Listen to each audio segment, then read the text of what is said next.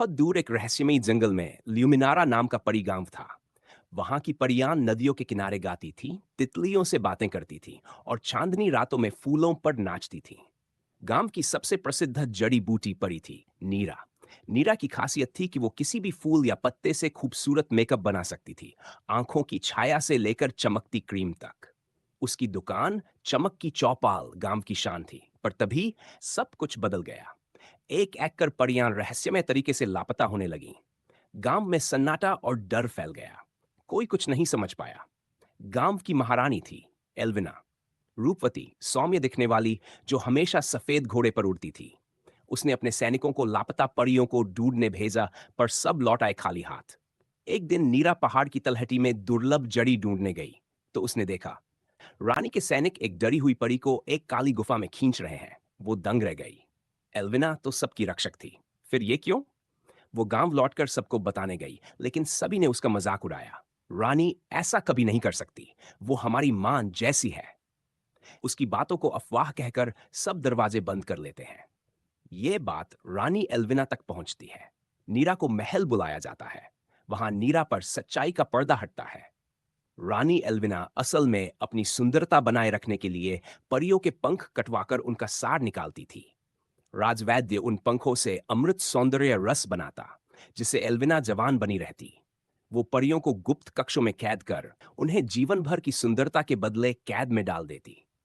नीरा की भी पंखों को काटकर उसे काला वन में फेंक दिया जाता है, एक शापित जगह जहां रोशनी नहीं पहुंचती। वो बेहोश पड़ी रहती है।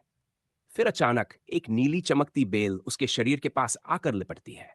वो उठती है और सामने देखती है एक जादुई आत्म पुष्प। वो फूल सिर्फ सच्चे जख्मों से निकली आत्मा को शक्ति देता है। जैसे ही नीरा उस फूल को खाती है, पूरा जंगल नीली रोशनी से जगमगाने लगता है। उसके पंख वापस आ जाते हैं, लेकिन अब वे काले, चमकदार और अग्निपंख जैसे थे। उसे मिल चुकी थी प्राचीन अंधेरा जादू, जो केवल एक बार किसी नायिका को मिलता है।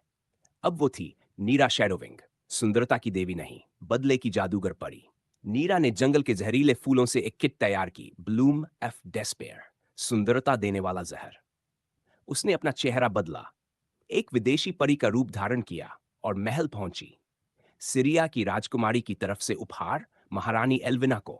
उसने मुस्कुराकर कहा। एल्विना उस किट को देख मंत्रमुग्ध हो गई और नीरा को अपने महल में सौंदर्य सलाहकार बना लिया।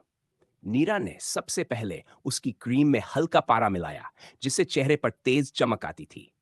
रानी ने रोज रोज उसका इस्तेमाल करना शुरू कर दिया। कुछ ही समय में उसकी त्वचा में अजीब खुजली, जलन और दरारें दिखने लगीं। नीरा ने उसके खाने में धीमा जहर भी मिलाना शुरू किया।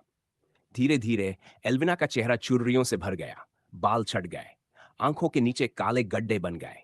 वो महल में छिपने लगी, किसी को चेहरा दिखाने लायक नहीं रही। इसी दौरान नीरा महल के गुप्त तहखानों में पहुंची, जहां लुप्त परियां कैद थीं। उसने उन्हें आत्म पुष्प अमृत पिलाया। सभी के पंख लौट आए और यादें भी। सभी परियां उड़ती हुई बाहर निकलीं। महल की दीवारें नीले जादू से दरकने लगीं। रानी एल्विना अब न उड़ सकती थी, न चल सकती थी। नीरा ने उससे कहा, तेरी सुंदरता दूसरों के पंखों से बनी थी, अब तुझे वही पंख निगलेंगे। महल ढह गया। परियां नीललाइट वन में जाकर बस गई, जहां अब हर रात नीली रोशनी में उनके